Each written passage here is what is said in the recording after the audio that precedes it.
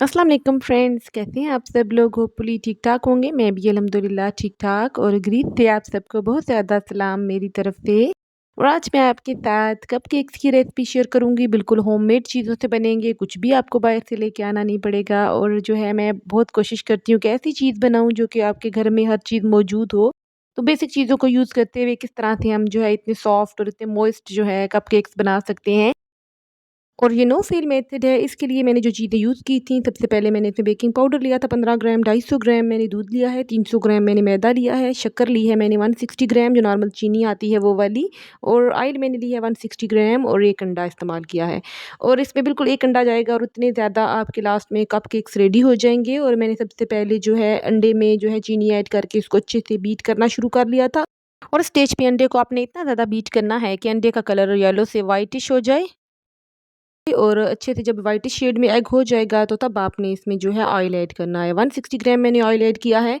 और मैंने ऑयल की क्वांटिटी जो है वो भी जो है मैंने ग्राम्स में कर ली है, क्योंकि एमएल में वैसे तो ऑयल लिक्विड चीज़ों की जो होती है मेजरमेंट होती है, लेकिन मैंने 160 ग्राम इसमें तेल यूज़ किया है। और इसके साथ ही मैंने इसको गेन जो है बीट करना शुरू कर लिया था। और इसके बाद मैंने इसमें जो है अच्छे से बीट करने के बाद इसमें डाला था दूध।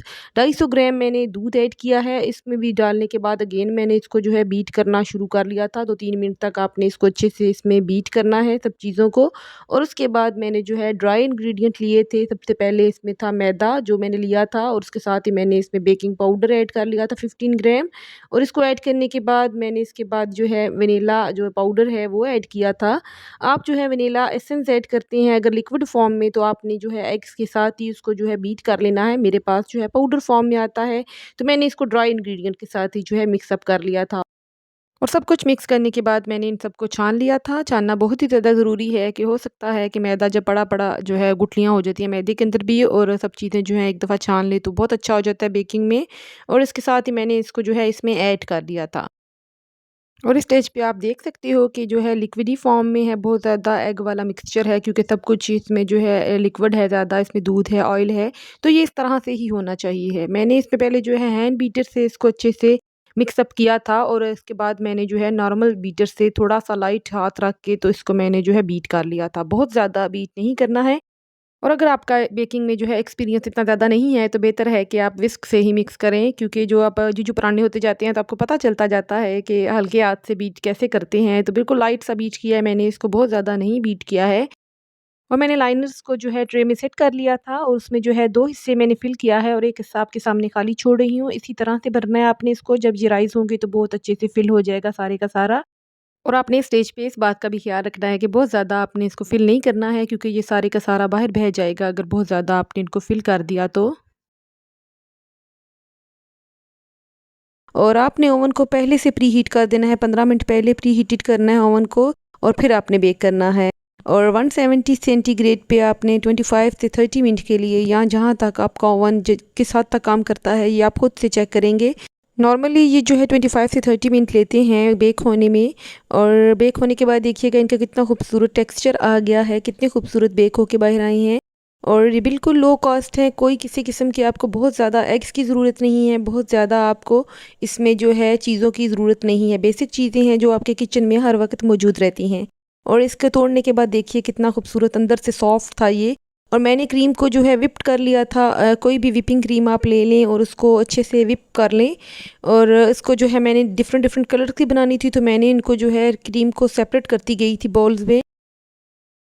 और मैंने इसमें जो है अपनी मर्ज़ी के हिसाब से कलर ऐड कर लिए थे। मैंने कोई प्लान नहीं किया था कि किस तरह से डेकोरेट करूँगी, बस मैंने रैंडमली उठा के कलर इसमें ऐड करना शुरू कर दी थी। क्रीम में मैंने जेल कलर ऐड किए थे। और कपकेक्स वैसे भी आपके रेडी हो चुके हैं। इसी स्टेज पे आप एज़ इट इज़ भी खा सकते हैं अगर घर के लिए बना रहे हैं, तो डेकोरेशन करने से ज़रा इसकी जो है लुक अच्छी आ जाती है, और प्रेजेंटेशन ज़रा अच्छी हो जाती है। तो मैंने ऐसे ही इसको जो है डेकोरेट करना शुरू किया था। और उस टाइम जो मुझे डिज़ाइन समझ आ रहे थे तो मैं वही बनाती जा रही थी। मेरे पास बेसिक नोज़ल्स का सेट जो नॉर्मली मिलता है 200-300 का, तो वही है जो आपके पास अवेलेबल होता है। तो उसी से मैं जो है डिफ़रेंट डिफ़रेंट शेड्स बनाती जा रही थी, और बहुत अच्छे से डेकोरेट हो गए थे।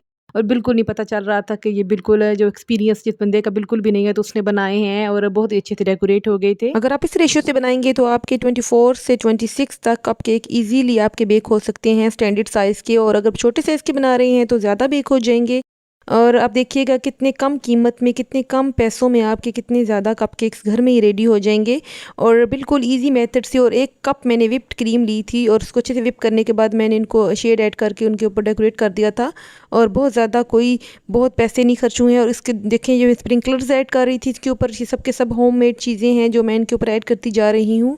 और आप देखिए कितने खूबसूरत एंड रिज़ल्ट आया था और लग ही नहीं रहा था कि ये होममेड हैं। और आप किसी भी पार्टी में, किसी भी फंक्शन में, ईद पे आप इनको बना सकते हैं और बिल्कुल लो कॉस्ट है। और आप ये कपकेक्स 2-3 दिन पहले भी बना सकते हैं कि 2 दिन पहले बना लें और डेकोरेशन आप जो है इवेंट के ऊपर कर लें। अगर ईद है या कोई किसी किस्म के फंक्शन है तो आप उस दिन आप जो है डेकोरेशन कर सकते हैं। ज़रूरी नहीं कि एक ही दिन आप सब कुछ करें। और इन स्प्रिंकलर्स की रेसिपी भी मैं आने वाली वीडियोस में आपके साथ शेयर करूंगी। बहुत ही इजी से बन जाते हैं ये गम पेस्ट से, या फिर आप बना सकते हैं फॉन्डेंट से। और बेकिंग कोई मुश्किल चीज़ नहीं है, बहुत ही इंजॉय करने वाली चीज़ है और बहुत ही मज़ा आता है बेकिंग करने में। मुझे खुद कुकिंग से ज़्यादा बेकिंग पसंद है। और देखिए ये कितनी जल्दी हमारे कपकेक्स रेडी हो गए हैं। अगर आप कुकिंग और बेकिंग से रिलेटेड वीडियो देखना चाहते हैं तो मेरे चैनल को सब्सक्राइब कर लीजिए। इंशाल्लाह नेक्स्ट वीडियो में मुलाकात होगी। अपना बहुत सा ख्याल रखिएगा। तब तक के लिए खुदा हाफिज़।